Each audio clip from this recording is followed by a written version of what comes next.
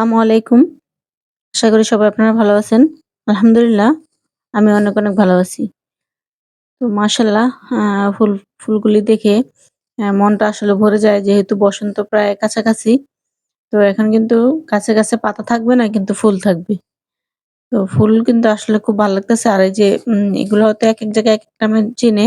তো আমাদের দেশে বেশিরভাগ এটা বাগান বিলাস নামেই চিনে। তো যাই হোক আশা করি যারা ভিডিওটা দেখবেন, সম্পূর্ণ ভিডিওটা দেখবেন। আর দেখতে যদি আপুর ভিডিওটা ভালো লাগে তাহলে সবাই লাইক, কমেন্ট, শেয়ার করে পাশে থাকবেন। আমার নতুন বন্ধু যারা আছেন চ্যানেলটা সাবস্ক্রাইব করে দিবেন। যারা করছেন তাদেরকে অসংখ্য ধন্যবাদ। আর এখনো গোলাপ গাছে কিন্তু খুব সুন্দর করে ফুল ফুটবে। কারণ শীতের সিজনই হচ্ছে গোলাপ গাছ। অ্যা গোলাপ মানে শীত। শীতের সময় কিন্তু খুব সুন্দর গোলাপ ফুটে। আর এই কাটা মুকুট তো সারা বছরই ফুটে। কিন্তু গরমের সময় আরেকটু বেশি ফুটে আরকি। আর কাটা মুকুটটাই একটা ফুল যেটা সারা বছর ফুল দেয়। তো শুরুতেই গতকালকে একটা আপুর কমেন্টস দিয়ে শুরু করি। তো একটা আপু কমেন্টস করছে যে তার করলা গাছ খুব সুন্দর হইছে শীতকালে। কিন্তু তাতে কোনো ফলন হয় নাই। আর যদিও কিছু করলা আসছে সেগুলি খুব ছোট আর এখন পাতা হলুদ হয়ে ঝরে যাইতেছে। তো আসলে কারণটা হচ্ছে করলা হচ্ছে আমাদের একটা গরমের সবজি। বাজারেও কিন্তু খেয়াল করলে দেখবেন এখন কিন্তু করলা তেমন একটা প্রায় দেখাই যায় না। তো যেহেতু শীতের সময় এই গাছগুলো আমরা লাগাই নাই, আমার এই গাছটা একাই উঠছে। তো সেহেতু কিন্তু আমি গাছটা রেখে দিছিলাম। তো রেখে দেওয়ার পরে দেখা যাচ্ছে কি আপনার কিছু করলা তখন কিন্তু এই যে দেখেন আসতে শুরু হইছে। তো মাঝখান দিয়ে আমি একবার চাইছিলাম গাছটা উঠিয়ে ফেলতে। তো যখন দেখলাম যে হালকা একটু গরম পড়তেছে তখন কিন্তু কিছু করলা গাছে আসা শুরু করছে। এখন যেহেতু ফেব্রুয়ারি মাস আসা শুরু হয়ে গেছে ইনশাআল্লাহ আগামীকাল থেকে ১ তারিখ। তো এখন কিন্তু গরমের সবজি আমরা কিন্তু পাবো। যেহেতু করলা গাছটা শীতকালে ছিল, আপনারও ছিল। তো সেহেতু তখন কিন্তু তেমন একটা করলা আপনি ভালো ফলন পাবেন না। যেমনটা আমিও পাইনি। তো দেখা যায় ২ একটা যাও হইতেছিল, তাও আবার একেবারে ছোট। তো সেজন্যই আপনার গাছে কোনো করলা হয় নাই বা আমাদের গাছেও হয় নাই। আরো যত্ন করলেও হবে না তেমন একটা কারণ করলা শীতের সিজনে তেমন একটা ভালো হয় না। আর হচ্ছে যে পাতা হলুদ হয়ে যায়। যেহেতু গাছটা মোটামুটি অনেকদিন হইছে যে আমার গাছটা খেয়াল করলেই বুঝবেন যে অনেকদিন যেহেতু হয়ে গেছে, গাছের যে বয়স্ক পাতা আছে যেগুলো আছে সেগুলো কিন্তু অলরেডি এমনিতেই কিন্তু সব হলুদ হয়ে ঝরে পড়ে যাবে। এটাই হচ্ছে নিয়ম। তো এখন যদি হলুদ পাতাগুলো সব ফেলে দিয়ে যদি আপনি গাছটা রাখতে চান, তাহলে যদি একটু করে যদি আবার একটু পটাশ জাতীয় খাবার বা নিয়মিত যদি একটু গাছে খাবার আর পানিটা ঠিকমতো দেন, আশা করি সেই পুরনো গাছ থেকে আপনি যদি একটু ফলন হয়তোবা পেতেও পারেন। আমি ওই গাছটা কিছুদিন রাখবো। দেখি যদি হয় আর নতুন তো আমি বীজ লাগিয়ে দিছি। তো যদি না হয় তখন এই গাছটা উঠিয়ে আমি আমার চারাগুলো উঠলে তখন আমি লাগিয়ে দেব। তো এজন্যই গরমের সবজিগুলো আমাদের এখন থেকেই বসানো উচিত। যখনই আমাদের এই যে শীতের সবজিগুলি উঠানো শেষ হয়ে যাবে, খাওয়া শেষ হয়ে যাবে, তখনই কিন্তু আমরা আমাদের বেডগুলি রেডি করে ফেলে আমাদের গাছগুলি লাগিয়ে দিতে পারব। আলহামদুলিল্লাহ যে দেখতে পারতেছেন ফুলকপিগুলি কিন্তু প্রায় খাওয়ার উপযুক্ত অনেকগুলো হয়ে গেছে। বাঁধাকপি যদিও বা আমি বেশি পাবো না আশা করি। কারণ হচ্ছে একটার মধ্যে অনেকগুলি বাঁধাকপি ছিল। তো যার কারণে দেখা যায় এখানে সবগুলি বাঁধাকপি কিন্তু হবে না। তো যাই হোক টমেটো গাছ যেহেতু আমরা এবার একটু দেরি করে লাগিয়েছি, তো টমেটোগুলো আলহামদুলিল্লাহ অলরেডি যেগুলো আগে ধরা শুরু হয়েছে সেগুলো পাকা শুরু হয়ে গেছে। তারপর আরো মাসখানেক লাগবে। আর আরেকটা জিনিস খেয়াল করলে দেখবেন, আল্লাহ পাকের কি অশেষ রহমত, টমেটো আমরা কিন্তু হাতে ধরলেই কিন্তু চলে আসে। মানে একেবারে ছিঁড়ে পড়ে যায়। কিন্তু এত নরম। কিন্তু যতক্ষণ গাছে থাকে, যতক্ষণ পর্যন্ত আপনি নিচ থেকে না পারবেন নিজ হাতে ততক্ষণ পর্যন্ত কিন্তু গাছ থেকে পড়ে না। আর যখনই গাছে ধরবেন টমেটোটা দেখবেন একবারে সাথে কিন্তু আপনার হাতে চলে আসবে। তো আল্লাহ চাইলে আসলে সব পারে। তো যাই হোক আজকে থাম্বনেলে যেমনটা দেখাইছি যে অল্প মাটিতেও হচ্ছে বরবটি। তো আলহামদুলিল্লাহ একটু আমার গাছটা একটু খেয়াল করেন। একটু খেয়াল করলেই বুঝতে পারবেন যে মাশাআল্লাহ গাছে কিন্তু খুব সুন্দর বরবটি আসা শুরু হয়ে গেছে। আবার কিন্তু ফুলও আসতেছে। তো আগে গাছটা দেখিয়ে নিই একটু দেখেন। যারা চিন্তায় থাকেন যে ছোট মাটিতে বা অল্প মাটিতে ছোট টবে কিভাবে গাছ লাগাবো, কিভাবে গাছ করব। তো এটা একটু দেখলেই আপনারা বুঝতে পারবেন। আমার এই গাছটা কিন্তু আসলে আমি এখানে লাগানোর উদ্দেশ্যে লাগাই নাই। আমি এখানে জাস্ট একটা চারা করছিলাম। তো সেই চারাটা আর আমার অন্য টবে লাগানো হয় নাই। এই ৫ লিটার যে তেলের গ্যালনটা আছে সেখানেই রয়ে গেছে। তো এখন যেহেতু গরম পড়া শুরু হয়ে গেছে হালকা, হালকা, তো এখন দেখেন গাছটাতে কিন্তু আলহামদুলিল্লাহ কিন্তু ফলন আসা শুরু হয়ে গেছে। আর মাটি দেখলে অবাক হয়ে যাবেন যে মাটি কতটুকু আছে এটার ভিতরে। ওই যে দেখেন একটু খেয়াল করলে দেখবেন অর্ধেকের চেয়েও কম কিন্তু এখানে কিন্তু মাটি আছে। তো তারপরেও কিন্তু গাছে কিন্তু আলহামদুলিল্লাহ ফলন আসা শুরু হয়ে গেছে। তো আপনারাও যদি চান এরকম তেলাই গেলানেও কিন্তু বরবটি গাছ আ একটা করে লাগিয়ে দিতে পারেন। কারণ একটা করে লাগিয়ে দিলে খুব সুন্দর আপনারা সেখান থেকে বরবটি পাবেন। যদিও বা এখানে আমি আরেকটু মাটি দিয়ে দেব। যেহেতু গাছটা এখন আমার ফসল দেওয়া শুরু করছে।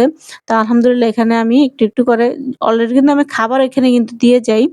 যখনই আমি আমার গাছে খাবার দেই, এখানেও কিন্তু আমি সপ্তাহে ১ বার করে কিন্তু গাছে কিন্তু খাবার দেই। তো খাবার দেওয়ার কারণে কিন্তু আমার গাছে ছোট্ট একটু গাছ, আ অল্প একটু মাটি তার মধ্যেই কিন্তু ইনশাআল্লাহ আলহামদুলিল্লাহ ফলন চলে আসছে।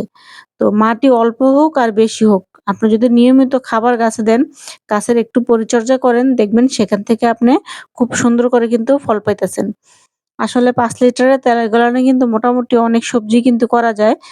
আর আরেকটা জিনিস যেটা আপনাদেরকে থাম্বনেইলে দেখছেন যে আমার ঘরে গুপ্তধন পাইছি। আসলে সেটা হচ্ছে গোবরের শুকনো গোবর। আসলে কবে যে আমি ঘরে এনে রাখছি আসলে আমার খেয়ালই নেই এম এই গোবরের কথা, শুকনো গোবরের কথা। তো অলরেডি কিন্তু আমি শীতের বাগান কিন্তু প্রায় আমার শেষ। কিন্তু এটার কথা আমার মনেই ছিল না। তো যখন একটু ঘরের মধ্যে একটু গুছানোর জন্য নাড়াচাড়া দিছিলাম, তো তখন কিন্তু আমি এই জিনিসগুলা পাইছি। তো আসলে এটা কিন্তু গাছের জন্য খুবই একটা গুপ্তধন, খুবই একটা আ ভালো জিনিস। এটা এভাবে যদি শুকিয়ে যদি আপনারা ঘরে অনেকদিন চাইলে কিন্তু অনেকদিন ঘরে রেখে দিতে পারেন। তো ইনশাআল্লাহ এখন আমি এটা এখন আর কিছু করব না। মাটি যখন রেডি করব তখন একটু, একটু করে গাছের গোড়ায় তখন আমি দিয়ে দেব। আর শুকিয়ে রাখলে কিন্তু গোবর অনেকদিন থাকে। আর আমাদের গাছে তো এরকম শুকনো গোবরটাই দিতে হয়। কারণ কাঁচা গোবর কিন্তু গাছে দেওয়া যায় না। অ্যা বিশেষ করে ১ বছরের পুরনো হলে আরো ভালো হয়। এরকম করে জৈব সারটা কম্পোস্ট হয়ে যায় তখন কিন্তু গাছের জন্য খুবই উপকারী। আর আলহামদুলিল্লাহ গোবর ছাড়াও কিন্তু বাগান কিন্তু খুব সুন্দর হয়। আমার বাগান যারা নিয়মিত দেখেন বা আজকেও দেখতেছেন, দেখলেই বুঝতে পারবেন। আমার এই গাছগুলোতে কিন্তু একটা ফোঁটাও কিন্তু গোবরের ছোঁয়া নেই। তারপরেও কিন্তু মাশাআল্লাহ আলহামদুলিল্লাহ আল্লাহ পাকের অশেষ রহমতে কিন্তু খুব সুন্দর করে কিন্তু আমার গাছে ফলন আছে। মোটামুটি আমি সবকিছুর ফলনই পাইছি। যখন লাউয়ের গাছ ছিল আলহামদুলিল্লাহ ভালো লাউ পাইছি। এখন তো গাছ ভরা মাশাআল্লাহ টমেটো। আর সিমের কথা তো বলেই শেষ করা যাবে না। এখনো পর্যন্ত মাশাআল্লাহ যে পরিমাণ সিম আছে, অনেকে হয়তোবা নতুন গাছ লাগিয়েও এরকম সিমের ফলন আনতে পারে না। তো আলহামদুলিল্লাহ আমার কাছে মোটামুটি এখনো কিন্তু প্রচুর পরিমাণে কিন্তু সিম আছে। আর এই যে ডিমের খোসা অলরেডি এরকম করে আমি জমিয়ে রাখি। আর মাশাআল্লাহ আমার যে বীজগুলি কিছুদিন আগে আমি লাগিয়েছিলাম, এখানে বীজগুলি কিন্তু ওঠা কিন্তু প্রায় শুরু হয়ে গেছে। তো আশা করি এটা হবে হয়তোবা আ চিচিঙ্গার বিচি। কারণ এখানে চিচিঙ্গা আর হচ্ছে আপনার চাল কুমড়া দোনোটাই লাগিয়েছি। তো দেখি কোনটা ওঠে। মাশাআল্লাহ যদি চারাগুলো ওঠে তাহলে কিন্তু আমি আগে, আগে চারাগুলি লাগিয়ে দিতে পারবো। সেজন্যই আপনারা যারা এখনো চারা লাগান নাই, গরমের চারা কিন্তু এখনই লাগানো শুরু করে দেন। সঠিক সময়ে তখন কিন্তু চারা আপনাদের রেডি হয়ে যাবে। আর বৃষ্টির মধ্যে চারা নষ্টও তেমন একটা হবে না। আর এই যে এখানে যে আমার পুদিনা পাতাগুলি আছে যদিও বা এবার আমার একটু লেট হয়ে গেছে। তো এই যে আগাগুলি যদি আমরা যদি একটু করে যদি এভাবে কেটে দেই, গাছটা যখন মাটিতে সেট হয়ে যাবে, তখন কিন্তু দেখবেন আর সপ্তাহে ১ বার করে একটু পাতলা করে সরিষার খোল ভিজানো পানি দিয়ে দিবেন। তখন দেখবেন গাছগুলা কিন্তু মাশাআল্লাহ খুব দ্রুত আপনার ছড়িয়ে যাবে। আর এই আগাগুলি কেটে দেওয়ার কারণে সাইড থেকে আবার নতুন করে ব্রাঞ্চ বের হবে। গাছগুলা খুব সুন্দর তাড়াতাড়ি করে ঝোপালো হবে। তো আশা করি আলহামদুলিল্লাহ এই ১৫-২০ দিনের মধ্যে গাছগুলো আমি আরেকটু ঝোপালো করতে পারবো। তো এখান থেকে মাশাআল্লাহ খুব সুন্দর করে কিন্তু পুদিনা পাতা কিন্তু পাওয়া যাবে। তো এই ছোট, ছোট একটু যত্ন যদি আমরা যদি একটু গাছের জন্য করি, তাহলেই কিন্তু আমরা কিন্তু খুব ভালো ফলন এখান থেকে কিন্তু আমরা পাই। আর এরকম ফলন যদি দেখা যায় নিজের বাগানে নিজের হাতে তৈরি করা, আল্লাহ পাক তো অবশ্যই আছে। আল্লাহ পাক না চাইলে তো হবে না। কিন্তু নিজেদেরও যদি একটু পরিশ্রম, সামান্য একটু পরিশ্রমে এরকম সবজি আমরা পাই, তাহলে আসলে এর চাইতে বেশি কিন্তু আমাদের আর কিছু চাওয়ার থাকে না। মাশাআল্লাহ এই যে ফুলকপিগুলি দেখেন মাশাআল্লাহ কত সুন্দর হইছে। দেখতেও কত সুন্দর ভালো লাগে। আর একেবারে টাইট এই ফুলকপিগুলি। তো একটা ফুলকপি অলরেডি আমি বীজ রেখে দিছি। তো তো বীজ হলে বা ফুল ফুটলে কেমন হয় সেটাও আমি আপনাদেরকে দেখাবো। কারণ আমি এখনো অ্যা মানে ফুলকপি গাছের বীজ কিভাবে হয় বা ফুল কিভাবে হয় সেটা এখনো দেখি নাই। তো যার কারণে এই যে এই ফুলটা আমি রেখে দিছি। এটাতে যে ফুলটা হবে ইনশাআল্লাহ আপনাদের সাথেও আমি শেয়ার করব। আর যেগুলা ছোট, ছোট আছে এরকম হচ্ছে সেগুলো আমি আর রাখবো না। কয়েকদিন পরে এগুলো উঠিয়ে ফেলবো। তো ভিডিওটা কেমন লাগলো জানাবেন। আর আমার এই জিনিসগুলো দেখানোর উদ্দেশ্যই হলো অল্প মাটিতেও কিন্তু খুব সুন্দর করে ফলন হয়, সবজি হয়। সেটা আপনারা কিন্তু আমার এই ভিডিও দেখলেই কিন্তু বুঝতে পারবেন। আর মাশাআল্লাহ আমার এই বেগুন গাছটা অলরেডি আলহামদুলিল্লাহ এবার যে এত সুন্দর বেগুন দিবে আমি আশা করি নাই। তো খুব সুন্দর গাছে যত আপনার খাবার দেবেন বেগুন গাছে, গাছ তত আপনাকে ফলন দিবে। তো যাই হোক ভিডিওটা কেমন লাগলো জানাবেন। আর কারো যদি কোনো কমেন্টস থাকে আমাকে জিজ্ঞেস করতে পারেন। ইনশাআল্লাহ উত্তর দেওয়ার চেষ্টা করব। তো সবাই ভালো থাকবেন, সুস্থ থাকবেন। আল্লাহ হাফেজ।